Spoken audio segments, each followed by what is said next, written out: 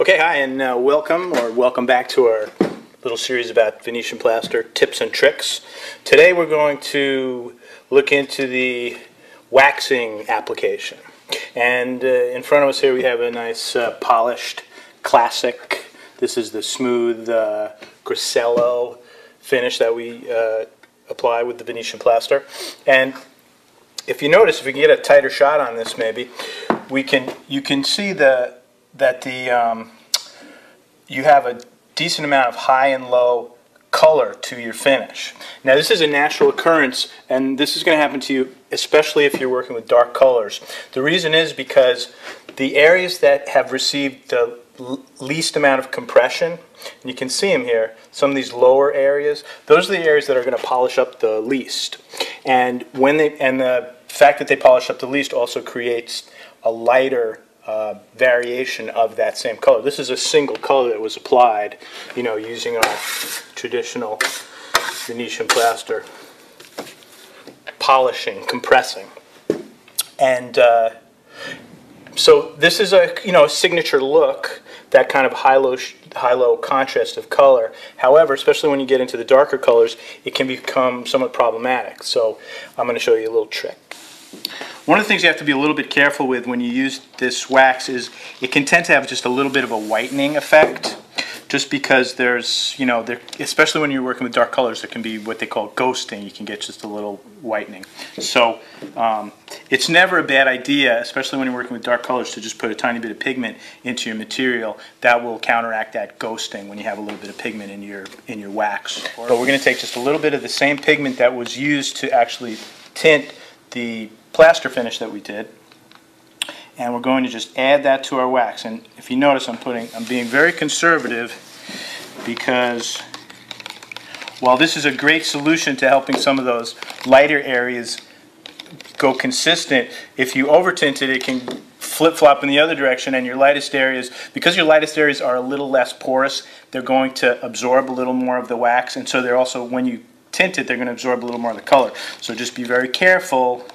I probably put, I just have a couple ounces in here, but I just put, as you notice, a couple of drops in here. So, and always test a little area first before you go and ruin your entire wall, right?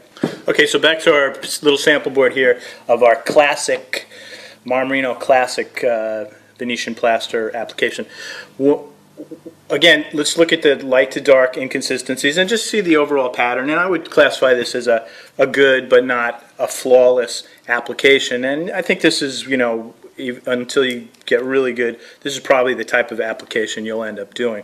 So again, we're going to just try to work on fixing, balancing some of that light to dark toning. And again, I'll remind you that these areas that are lighter are generally going to be a little more absorbent. So we're going to take advantage of that absorbency. Now, I'll take a little tape right here so we can have a little before and after glimpse of the effect of this pigmented wax on our finish.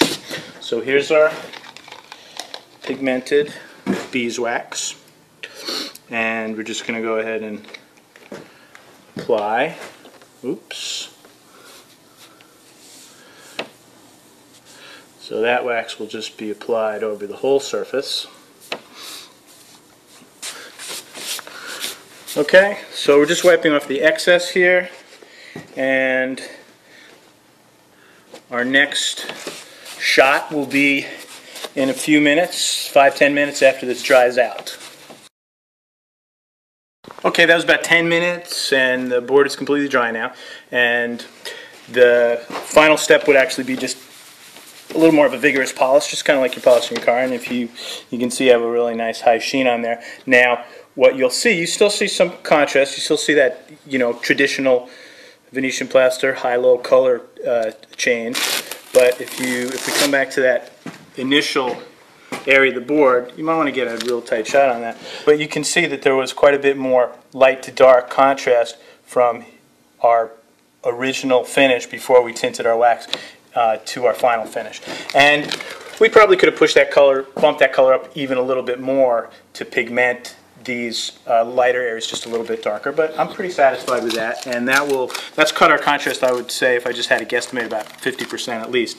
And that's a really helpful trick that you can have in your arsenal for solving some of these color separation issues that you may face when you're doing a big polished plaster finish.